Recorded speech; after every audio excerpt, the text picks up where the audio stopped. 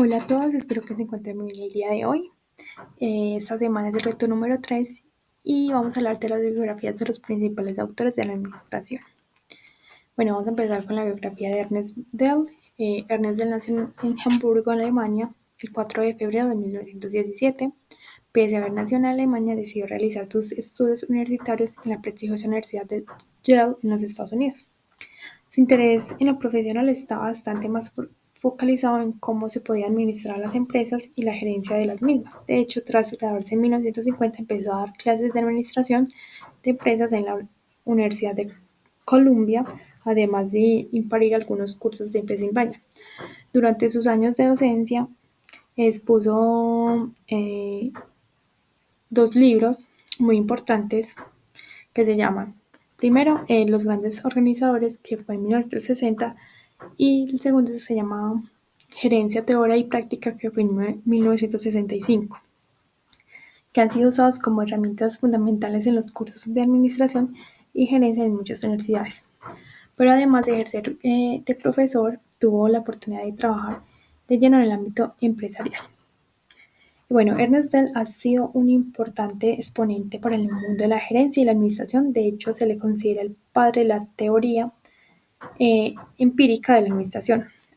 Afirmaba que las políticas de la administración y la calidad del liderazgo eran los fundamentos para el buen rendimiento individual de los trabajadores que conforman una organización.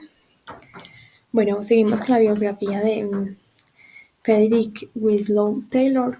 Nació en Pensilvania en 1856 y falleció en Filadelfia en 1915. Él fue un ingeniero norteamericano que dio a la Organización Científica del Trabajo. Su formación y su capacidad personal permitieron a Taylor pasar enseguida a dirigir un taller de maquinaria donde observó minuciosamente el trabajo de los obreros que se encargaban de cortar metales y fue esa observación práctica de donde Frederick Taylor extrajo la idea de analizar el trabajo descomponiéndolo en tareas simples, cronometrándolas estrictamente y exigiendo a los trabajadores la realización de las tareas necesarias en el tiempo justo. Él publicó varios libros defendiendo la organización científica del trabajo. Uno de esos es el Principios de Dirección Científica, que fue en 1911.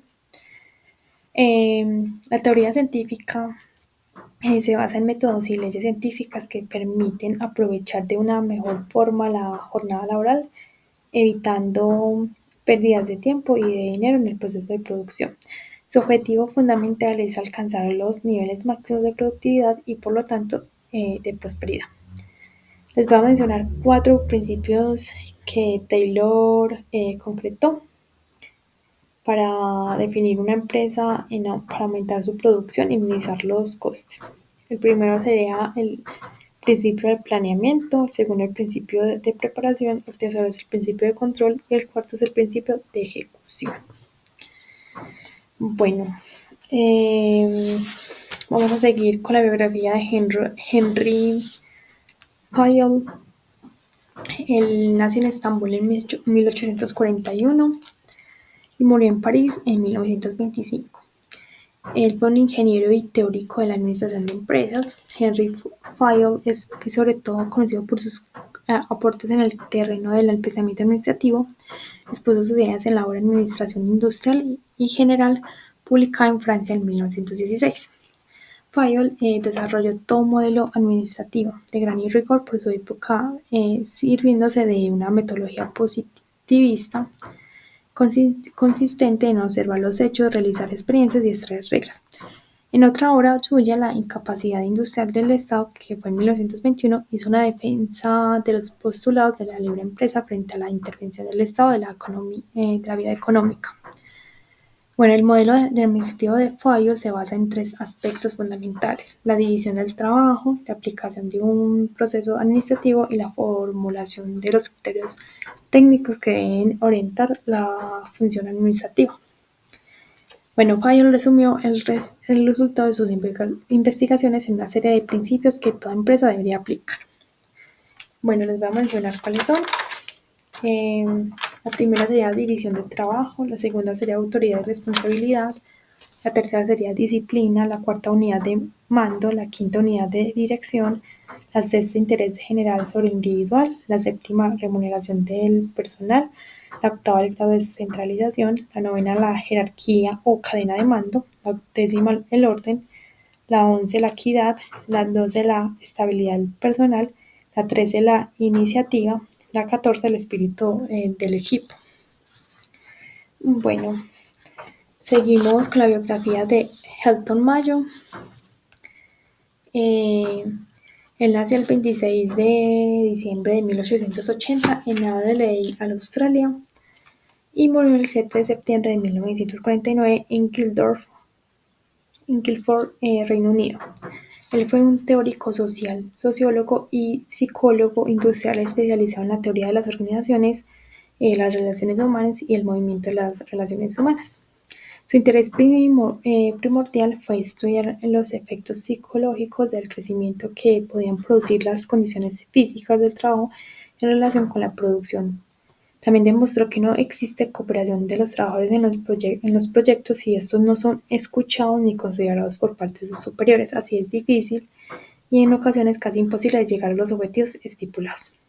También Mayo es conocido por los estudios de Hawthorne Studies de la lógica del sentimiento de los trabajadores y la lógica del coste y la eficiencia de los directivos que podrían concluir conflictos dentro de las organizaciones.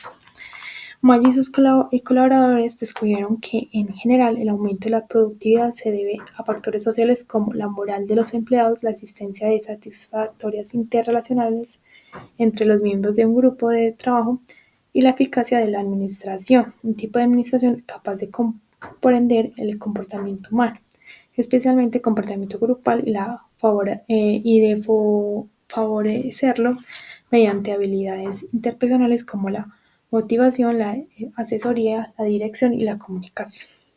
Bueno, este fenómeno producto sobre el hecho de que se pusiera atención en los individuos se conoce como efecto péndulo. Bueno, la idea principal de este sociólogo fue de modificar el modelo mecánico del comportamiento organizacional para sustituirlo por otro que tuviese más en cuenta los sentimientos, actitudes, complejidad motivacional y otros aspectos del sujeto humano.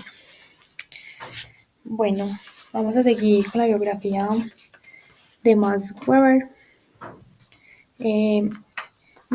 Weber nació en 1864 y murió en 1920. Fue un filósofo, economista, jurista, historiador, politólogo y sociólogo alemán. Se le considera el fundador del estudio moderno de la sociología y la administración pública. Weber inició el estudio sistemático de la burocracia. La teoría de la burocracia de Weber consiste en una forma de organización jerárquica de trabajo donde los funcionarios o trabajadores están especializados en su campo y funciones. Para Weber, la burocracia es un instrumento de dominación. Como características positivas de su teoría de la burocracia versus otros tipos de organización del trabajo, Weber defiende que esta es precisa, rápida y uniforme, entre otras. Además, destaca que su organización ahorra costos y objetivos y personales. Bueno, vamos a hablar de 3 tipos que Weber plantea. El primero sería sociedad tradicional. Este destaca el patriarcado y la herencia, por ejemplo, la familia. La segunda sería sociedad carismática. Destacan características místicas, arbitrarias y personalistas, por ejemplo, los partidos políticos. La tercera sería la sociedad burocrática, racional o legal.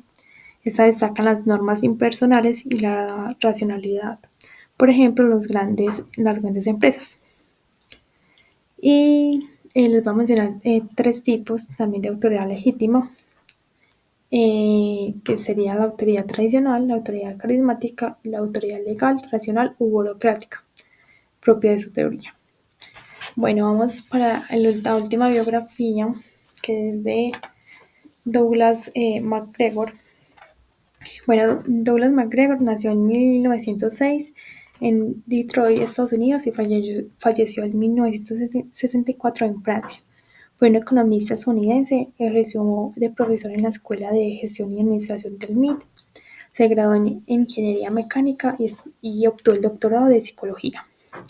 En el año 1960, el economista publicó el libro El lado humano de las organizaciones. Con él tuvo una gran influencia sobre las prácticas de educación. En el libro se diferenciaban dos teorías contrapuestas de dirección que se basan en motivar a los trabajadores en el entorno laboral, que es la teoría X y la teoría Y. Estas dos visiones distintas del trabajo y las formas de dirección. Vamos a verlas. La teoría X partía de los modelos preexistentes que se basan en la autoridad, dirección y control, donde el trabajador es pesimista, rígido, estratégico y no tiene la voluntad para trabajar. Uno de los puntos destacados de esta teoría es que los individuos evitan cualquier responsabilidad, evitan poca ambición y quieren seguridad por encima de todo, por ello es necesario que los dirijan. La otra teoría, que es la teoría Y, al contrario que la teoría X, consideraba el trabajo como parte más importante de la empresa. Los trabajadores son optimistas, dinámicos y flexibles. La teoría se basa en un modelo de gestión y motivación centrado en la integración y el autocontrol de los trabajadores. Uno de los puntos destacados según Douglas, las personas poseemos un alto grado de integración, ingenio, creatividad, con lo que somos capaces de dar soluciones a los problemas que pueda tener la empresa. Bueno, vamos a hablar por último de lo que vimos esta semana, que fueron las escuelas, y lo de hoy, que fueron los autores. Estos dos me ofrecieron lecciones valiosas, sobre todo en entender y gestionar las organizaciones de manera efectiva. Por ejemplo, en Frederick Taylor y su Escuela Científica de la Administración se destaca la importancia de la eficacia y optimizar el trabajo a través de la división de tareas y la medición de tiempo, lo que incluye la gestión de la producción. Como así Henry Fayol, por otro lado, aporta pues perspectiva integral con su teoría clásica, enfocándose en la administración desde un punto de vista más organizacional y humano, subrayando funciones como la planificación, organización, mando, coordinación y control. Como también Max Weber, que introduce la teoría de la burocracia, centrando su atención en la importancia de la estructura jerárquica y las reglas formales dentro de las organizaciones, proporcionando un marco para entender el poder y la autoridad en contextos organizacionales complejos. También es a Helton Mayo desde la Escuela de las Relaciones Humanas, que resalta la importancia del factor humano, destacando como las relaciones interpersonales y la motivación influyen con la productividad, sentando las bases para el desarrollo de prácticas de gestión más humanísticas. Y finalmente Douglas, que con sus teorías de X y Y, sobre la motivación laboral, nos hace reflexionar sobre cómo las posiciones que los gerentes tienen acerca de sus empleados pueden influir en su estilo de liderazgo. Bueno, en conjunto estos autores nos enseñan que la administración es un campo multifacético y que requiere una comprensión tanto técnica como humana para manejar con éxito una organización. Bueno, muchas gracias.